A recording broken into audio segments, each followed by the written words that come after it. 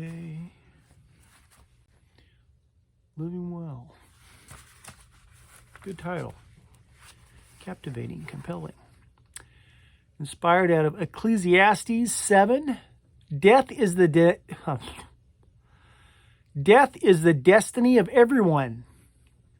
The living should take this to heart. Living well.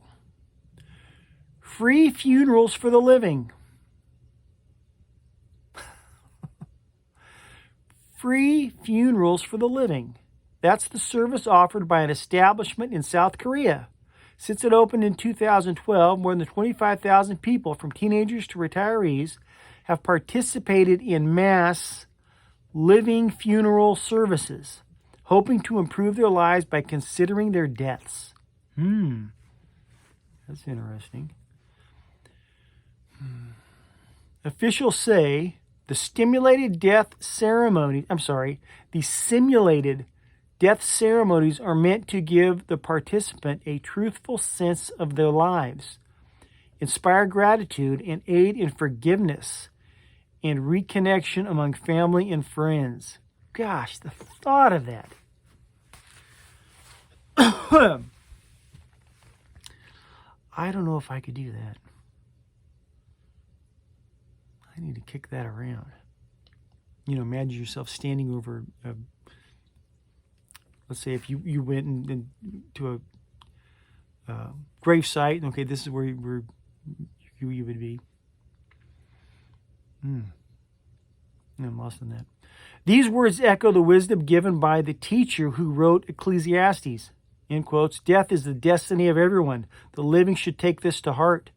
Death reminds us of the brevity of life and that we only have a certain amount of time. Oh, that word, time. To live and love well. It loosens our grip on some of God's good gifts, such as money, relationships, and pleasure, and frees us to enjoy them in the here and now as we store up treasures in heaven where moths and vermin do not destroy, and where thieves do not break in and steal. Matthew 6:20. Brevity of life, and that we only have a certain amount of time. Ooh. I don't fear death or anything like that. It's just or getting older. That I'll be 55 here pretty quick. That doesn't bother me at all. But there's two things. Everyone has a 24-hour day. And even though I've tried to simplify my life, I still don't have enough time to do everything. And I just have to accept that. I'm just only going to get so much done. On top of that, I only have so much. I used to be able to go all day and into the night. I don't have energy like that at this age.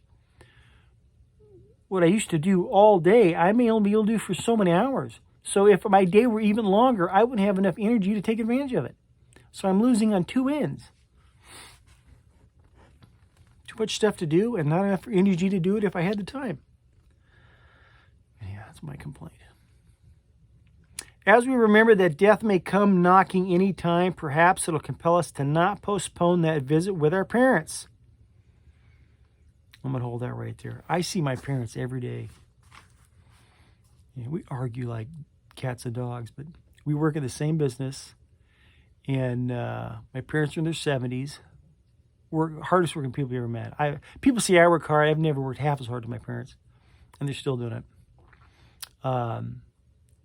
But trying to get my dad to eat better, he had a bunch of heart trouble, open heart and all that surgery stuff.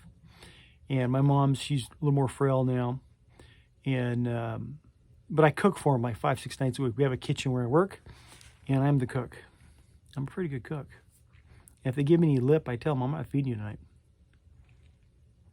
And they're the nicest little people you ever want to meet now. Because I'm the hand that feeds.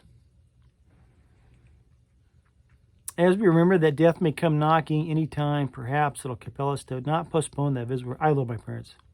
Best blessing I ever had. Delay our decision to serve God in a particular way or compromise our time with our children for our work. With God's help, we can learn to live wisely. What changes will you make in your life today as you think about death? Ooh. How can you be more conscious about death amid the hustle and bustle of life? You may have remembered that I had my cousin that died a few years ago of the strokes. And for about a year and a half, I took him food every day. Even before he had his first stroke, and we all knew that, okay, this could be tough down the road or whatever. And he had some finances, he had some stuff, he had some property, whatever.